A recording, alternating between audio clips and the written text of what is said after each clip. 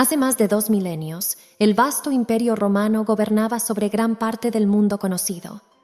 Las calzadas romanas serpenteaban a través de las naciones, conectando ciudades y pueblos. La poderosa legión romana aseguraba las fronteras y mantenía la paz, o Pax Romana, como solían decir. Pero a pesar de la magnitud y el poder de Roma, había algo que el imperio no podía ofrecer a sus ciudadanos: la paz interior y una conexión verdadera con lo divino. Aquí es donde entra en escena nuestro protagonista, Cornelio. Cornelio no era un ciudadano romano promedio, era un centurión, un líder respetado en el ejército romano. Pero, a diferencia de muchos de sus compañeros soldados, Cornelio tenía un corazón inclinado hacia lo espiritual. Aunque rodeado por la opulencia y el poder de Roma, buscaba algo más profundo y significativo en la vida. Es importante entender que durante este tiempo había una clara división entre judíos y gentiles. Los judíos, el pueblo elegido de Dios, mantenían sus tradiciones y leyes con mucho celo. Los gentiles, por otro lado, eran considerados impuros o no iniciados en los caminos de Dios. Pero Cornelio, a pesar de ser gentil, tenía un corazón hambriento de lo divino. La Biblia nos dice que era un hombre justo, temeroso de Dios y generoso con los necesitados. Hechos 10:2. Una tarde, mientras Cornelio oraba en su casa, tuvo una visión. Un ángel del Señor se le apareció y le dijo: «Tus oraciones y tus limosnas han ascendido como memorial delante de Dios». Hechos 10:4. Esta fue una afirmación poderosa. Aunque Cornelio no era judío, Dios había escuchado sus oraciones. El ángel continuó diciéndole que enviara hombres a Jope para traer a un hombre llamado Pedro. Este es el mismo Pedro que había sido uno de los discípulos más cercanos de Jesús. El audaz pescador que había caminado sobre el agua, que había negado a Jesús 3 veces y que, después de la resurrección, había sido restaurado por Jesús. Pedro tenía la llave para desbloquear algo poderoso en la vida de Cornelio. Así que, siguiendo las instrucciones del ángel, Cornelio envió a 3 de sus hombres a Jope en busca de Pedro. Pero lo que Cornelio no sabía era que Dios ya estaba trabajando en el corazón de Pedro. Al día siguiente, mientras los hombres se acercaban a la ciudad, Pedro tuvo una visión en la azotea. Vio un gran lienzo que descendía del cielo, lleno de todo tipo de animales. Una voz le dijo: «Levántate, Pedro, mata y come». Pero Pedro, siendo un judío devoto, se negó, diciendo que nunca había comido nada impuro. La voz respondió: «Lo que Dios ha limpiado, no lo llames tú común». Hechos 10:15. Esta visión era un mensaje directo de Dios a Pedro. Estaba rompiendo barreras, las barreras entre lo limpio y lo impuro, entre judíos y gentiles. Dios estaba a punto de hacer algo revolucionario, y Pedro y Cornelio estaban en el centro de este poderoso movimiento. Cornelio esperaba ansiosamente la llegada de Pedro. Había preparado su casa, invitando a amigos y familiares para que escucharan lo que este hombre tenía que decir. Su corazón latía con expectación. Cada golpe en la puerta o ruido en la calle le hacía pensar que el momento había llegado. Finalmente, la espera terminó. Pedro, acompañado de los hombres que Cornelio había enviado, llegó a la casa del centurión. Al ver a Pedro, Cornelio se apresuró a su encuentro, cayendo a sus pies en señal de respeto. Sin embargo, Pedro rápidamente lo levantó, diciendo: «Levántate, yo mismo también soy hombre». Hechos 10:26. La humildad de Pedro resalta aquí. A pesar de ser un líder en la iglesia primitiva y de haber sido un discípulo cercano de Jesús, él se veía a sí mismo simplemente como un hombre, como cualquier otro. Cornelio entonces compartió con Pedro su visión del ángel y cómo había sido instruido para buscarlo. A medida que hablaba, Pedro comenzó a entender el propósito más amplio de su propia visión sobre los alimentos. No era solo sobre la comida, era sobre las personas. Pedro, mirando a los ojos de Cornelio y a los de todos los presentes, comenzó a hablar. «En verdad comprendo que Dios no hace acepción de personas, sino que en toda nación se agrada del que le teme y hace justicia». Hechos 10:34-35. Estas palabras eran revolucionarias. Rompían siglos de prejuicios y barreras culturales. Cornelio y los presentes escuchaban atentamente mientras Pedro compartía el mensaje del Evangelio, hablando de Jesús, su ministerio, su muerte y resurrección. contó cómo Jesús había sido ungido por Dios con el Espíritu Santo y con poder, cómo había ido haciendo bien y sanando a todos los oprimidos por el diablo. Mientras Pedro hablaba, algo increíble sucedió. El Espíritu Santo descendió sobre todos los que escuchaban el mensaje. Los judíos que habían venido con Pedro estaban asombrados de que el don del Espíritu Santo se hubiera derramado incluso sobre los gentiles. Escuchaban a Cornelio y a su familia hablar en lenguas y alabar a Dios. Este fue un momento de afirmación divina. No solo había Dios escuchado las oraciones de Cornelio, sino que ahora estaba llenando a este gentil y a su familia con su Espíritu Santo, el mismo Espíritu que había descendido sobre los discípulos en el día de Pentecostés. En medio de este poderoso movimiento del Espíritu, Pedro planteó una pregunta retórica. ¿Puede alguien impedir el agua para que no sean bautizados estos, que han recibido el Espíritu Santo así como nosotros? Hechos 10, 47. La respuesta era obvia. No había barreras ni distinciones en el reino de Dios.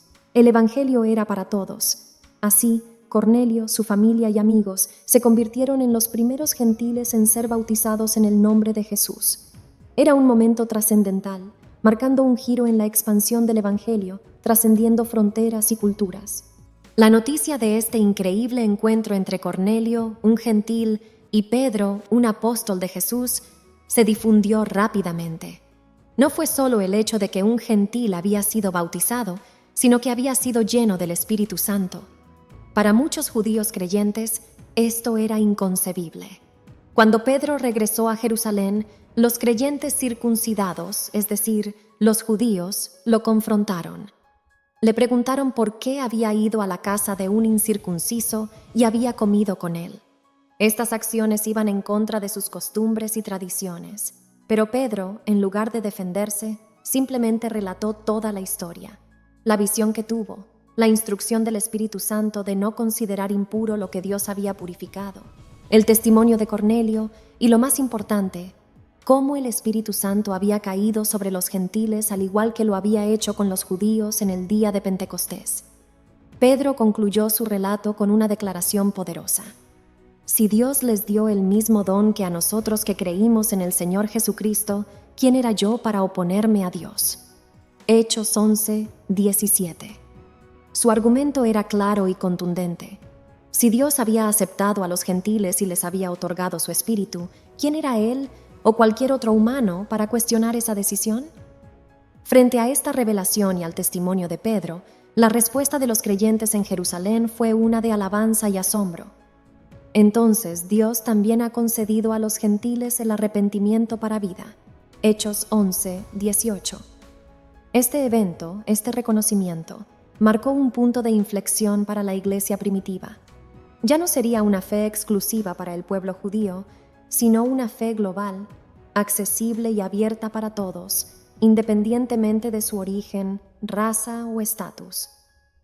La historia de Cornelio no solo redefinió la comprensión de la Iglesia sobre quién podría ser incluido en el reino de Dios, sino que también preparó el escenario para el ministerio misionero del apóstol Pablo, que llevaría el Evangelio a los rincones más lejanos del Imperio Romano.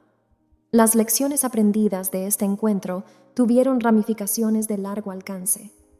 La Iglesia comenzó a entender que su misión no era simplemente mantener la fe dentro de un grupo étnico específico, sino compartir la buena noticia de Jesús con todos, sin importar las barreras culturales o religiosas. Este cambio en la perspectiva y misión de la Iglesia no estuvo exento de desafíos. Surgieron tensiones entre judíos y gentiles, debates sobre la circuncisión y las leyes alimentarias, y luchas sobre cómo integrar estas diferentes culturas dentro de una única comunidad de fe. Pero en medio de estos desafíos, la Iglesia creció en comprensión.